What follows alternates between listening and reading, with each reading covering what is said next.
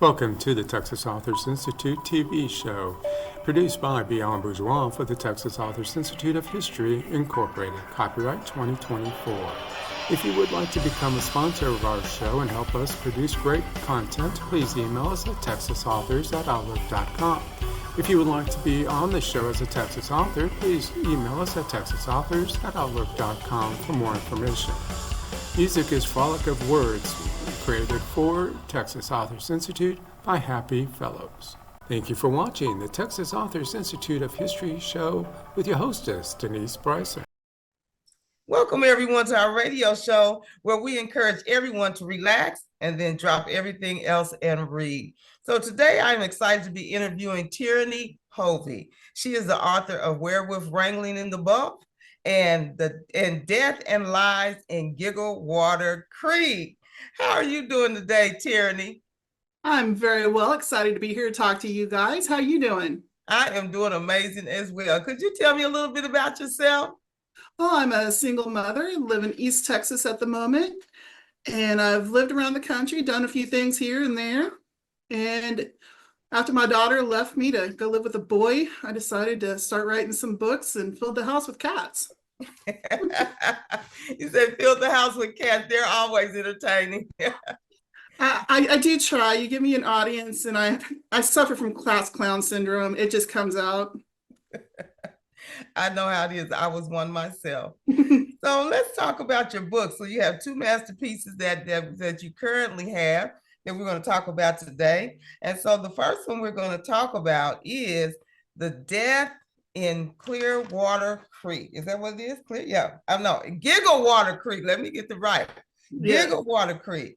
And then we're going to talk about that. And so give us some information about that. So what caused you to write this book? What was the inspiration for it? It's actually kind of a funny story. My cousin and I were talking one night, he's an author as well, about how interesting it would be to write a story about somebody who goes home to their small little town and stumbles across all these secrets that they never knew about growing up and things.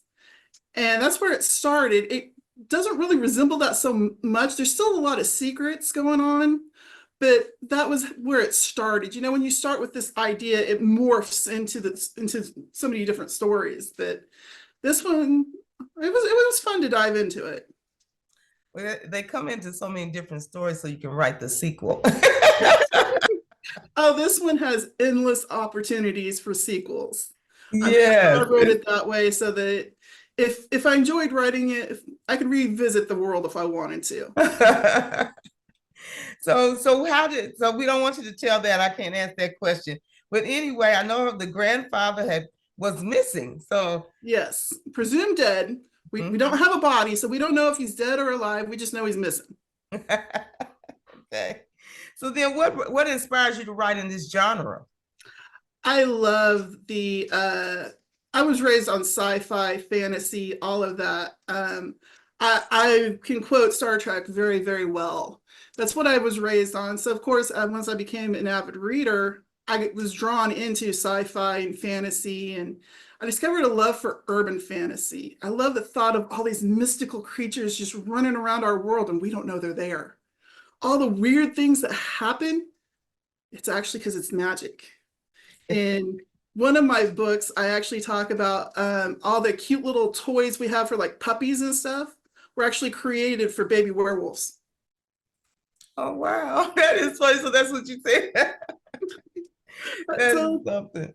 So that was the protagonist in the story. In the Giggle Water Creek, the protagonist would actually, I think, be the town, because she's come home and everyone's lying to her. She knows they're lying to her. She doesn't know why, but she's being lied to by everybody. There's secrets. And she catches friends whispering behind her back, and she's just like, okay, something is askew. And who would you say is the antagonist? That would be my main character, Kenna McIntosh. She's been gone for like, I think about 15 years. Her and her grandfather had a major falling out when she was a teenager, and then she gets the call he's missing and she has to come home, and things are just different. It sounds like an amazing story from what I got to read from it. I think it's an amazing story, so it would be a very good read. So you gotta people, our audience has to pick it up and read it because it's going to be a good read and you're going to be amazed of the outcome. I'm quite sure. We're not I going to hope talk about so. that. I really enjoyed it. I challenged myself with that book. There is actually no swearing in this book, and there's no spice at all, which no spice isn't a problem, but no swearing was kind of a new one for me. So who do you think your target audience is? It's probably going to be a lot of people like me. You're probably not necessarily your young adults, but your adults who enjoy the storylines and the plots more than they enjoy spice or any of that kind of thing. And it's not heavily into the fantasy, it's just sprinkled in there. So even people who don't necessarily like magic would still probably find it to be a good read because it's a lot of heartfelt, her coming to terms with her grandfather's disappearance and what it means to come home and see people you've not seen in 15 years. And so did she turn into more of like a private eye or an investigator because she was trying to unravel the puzzle? No, I wouldn't say she was really that. It's just more of somebody tell me what's going on before I take your head off. She's got a wee bit of a temper that goes with her redhead. Oh, she's a redhead. Okay. She is a redhead. Oh, she's fiery. That is so Yes. funny. So what do you think the biggest challenge was for you creating this book? Just keeping it completely clean. Because unfortunately I talk like a sailor or a trucker or whatever you want to call it, and that usually ends up in my writing. So this one, I was talking to all my friends who don't swear. I'm like, all right, I need creative ways to swear without actually swearing. What do we say? And that was actually pretty fun to hear some of my friends start to talk about them. And when I'm writing this book, I almost take on the persona of Kenna, because I'll start talking like her, and my daughter will just look at me and go, "Oh, Kenna's here today. Okay." But you know what people don't realize, I talk to a lot of authors and they all say that the character in the book begins to talk to them and that they're writing their story. And so I don't think sometimes people think that's a little weird, but everybody I know, they're writing a story that is being downloaded. I just take dictation. My characters tell me the story and I write it. And they will change their mind halfway through the story, who the bad guy is, somebody's name, what's going on. All of a sudden it's just like, I didn't know we were going over there, but okay. And you just go where they lead you. And that's pretty much what it is. And so people just don't realize that is something. So what is your favorite book to read? What books did you read growing up? I was a horrible reader. I was like 2 grade levels below where I was supposed to be until 4th grade when I discovered the Babysitting Club, which those of a certain age will know this. That got, of course, into Sweet Valley High and all of those in that genre. That's where I started. And then I had my brief and embarrassing romance time frame where, after a while I figured out I knew what all those books were going to be before I got through the story. But then I discovered Patricia Briggs in her Mercy Thompson series. And that's where I fell in love with urban fantasy. That's good. It's definitely an interesting genre to write in because it's so, it can be out there as far as it can go, or you can reel it back in. So it's really a great genre to write in. And I think it's really a great audience. A lot of people like it. So there's a big audience for this type of genre. So congratulations on that. It's really good. And so what were if you think about the subject matter, do you think it's something that you'll continue to write in that vein as well, or do you think you have some other types of writing genres that you will pick up? I think I will always stick to an urban fantasy just because I find it so fascinating with all the creatures. You have so much room. As you said, you can write anything you want and still be urban fantasy. I currently have a werewolf romance going on in my head based on a Michael Bolton song I heard. So it's still going to be urban fantasy, but it's going to be in the romance, which will be a completely new direction for me because I don't do the romance thing. So, but I've already got so much of the plot line lined out in my brain that one of these days I'm going to have to just stop and write it. So yeah, I will stick to, I guess it would be urban fantasy. I'm working on one right now that's ghosts.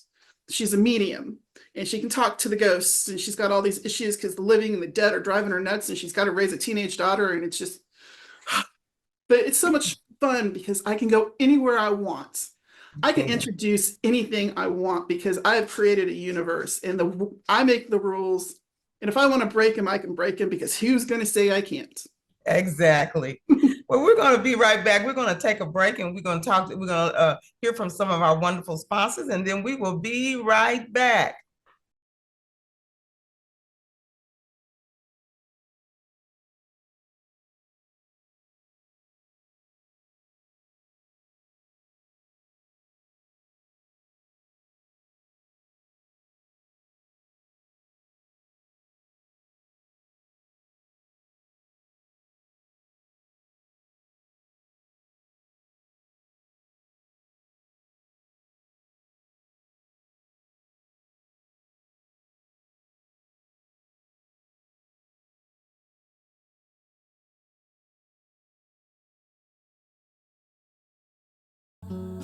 Each and every one of us has a mission in life. Mine is to help people laugh through the good times and the bad. My name is Charlotte Canyon, and I am an author, a speaker, and a host on Indie Beacon Radio.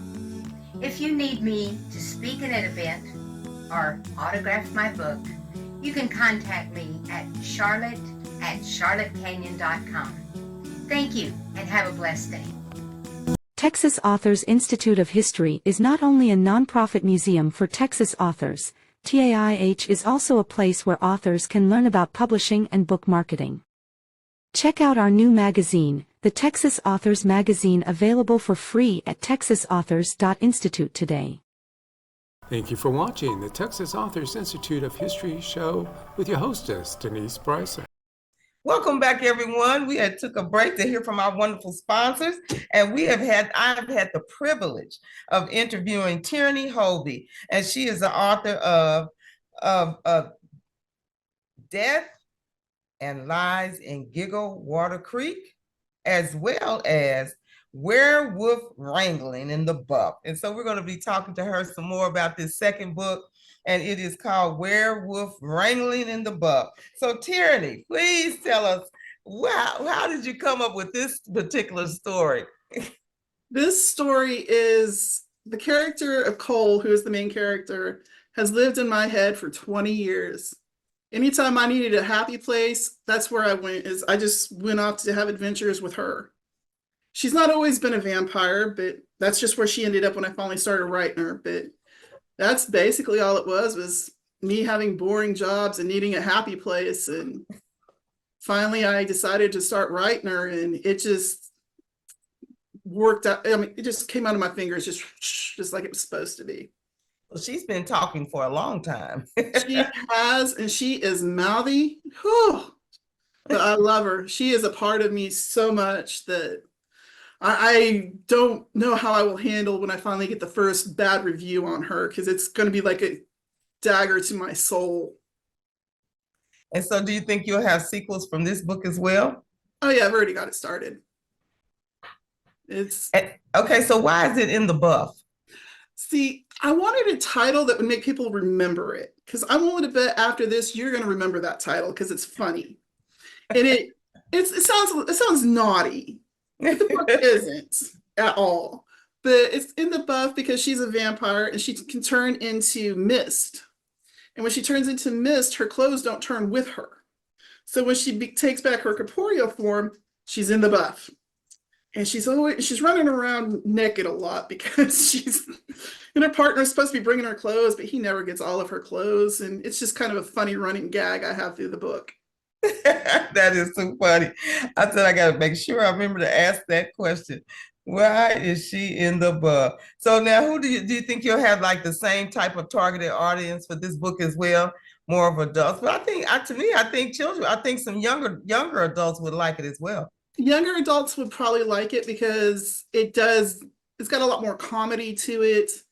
And this one does have swearing in it, so it would not be for your youngins, but you're 16 and ups. They're not Yes. going. Nothing in there is going to surprise them. They probably hear way worse things at school than what I put in that book. They do. So, but yeah, it's going to be mostly I'm going to say your 16 to 90-year-olds probably, who just like a good laugh and like the vampires and the wizards and the werewolves. So now, how long does it take you from start to finish? Would you, if you could encourage somebody about writing a book, how long did you think it took you from start to finish Let's see, the Cole book, it probably took me probably about 6 months to write her. Mm-hmm. Maybe a little longer, because I know it took me 3 months to figure out how to do one scene, but sometimes you get hung up like that. You just keep going. Kenna, maybe 6 months. It just depends on how dedicated you are, and if you just if you don't fight your characters. If you fight your characters, that book is not going to get written because they're wanting to go this way and you're trying to take them this way, and they're going to go no. And they're just going to sit down and refuse to move. It's going to be like dealing with a toddler. Mm-hmm. With my characters, like dealing with toddlers. Maybe it's just me. So who's the protagonist in this book? I would actually say her partner, Connor, because while they're partners, they fight and bicker like siblings. Mm-hmm. He's not the bad guy, but she's constantly having to deal with him, or he's constantly dealing with her. It really depends on how you want to look at it, but she's the main character, so we're going to call him the problem. Okay. That is too funny. So what would you say would be like in the storyline when she turns, does she turn into like a vapor? Yeah, she just turns into like the mist, like fog, like you would see just floating around. Oh, wow. And so what else? And so I don't want you to tell the book, of course, because we want people to go and read it. But I just would like to hear you talk just a little bit more about, because who is the rogue Irishman? Is that her partner? No, the rogue Irishman keeps calling her on the phone. You find out who he is in book 2. Okay. But in book 1, he's just somebody who keeps calling and annoying her. And then he keeps popping up and then it's time to clean her cabin in the woods. So she's in the woods. Is that where she lives? She's got a really cute little cabin in Texas. Shockingly, that's where I live, and that's where I've set her life. But yeah, she's got this cabin out in the woods because she doesn't like people. She just wants to be basically left alone. And she gets saddled with the teenage werewolf. I'll go ahead and spoil it because you find out right in the beginning. She gets blackmailed into taking care of this werewolf.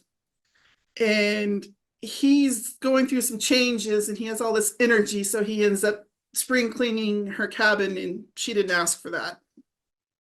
So do we find out in the beginning of the book that how she turned into a vampire, or do we need to save that for the read? We find out fairly quickly. It's not too far in. I'm going to leave it for the read because I wrote that to be a pretty funny scene where it revealed how she became a vampire. I'm going to just say that, it's pretty funny. Yes, they have to read that to find that out. So we're not going to talk about that anymore because sometimes I don't want to give it away because I really want people to buy the books and read them because it's a very cute and it's a funny story because I'm laughing. I haven't even read the whole story. Well, and also, she's got the powers of Ares and Aphrodite. She carries their mantle. She can access their powers. Okay. So I was just going to ask you that. But she tends to use Ares' power, god of war. And anybody who knows anything about Greek mythology knows that Ares falls on his butt a lot. So when she goes too far into his powers, she tends to, have something embarrassing happen to her. So it's pretty funny to me because, as I said, I've run around with this character for 20 years. So it's like, what can I do to Cole today? That is too funny. I know Nicole is glad that you finally started writing and letting her tell her story so that others can hear it.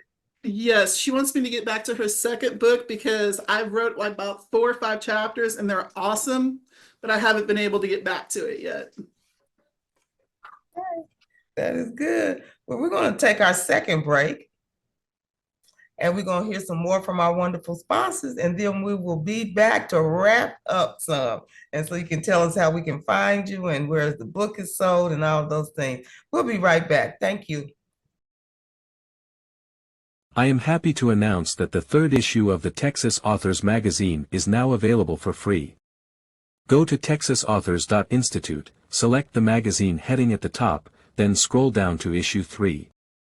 You are always welcome to review the other issues from our inaugural year. While at our website, Texas Authors can sign up for our newsletter that keeps you informed of the latest news, tips, and tools to be a successful author. Go to texasauthors.institute for more.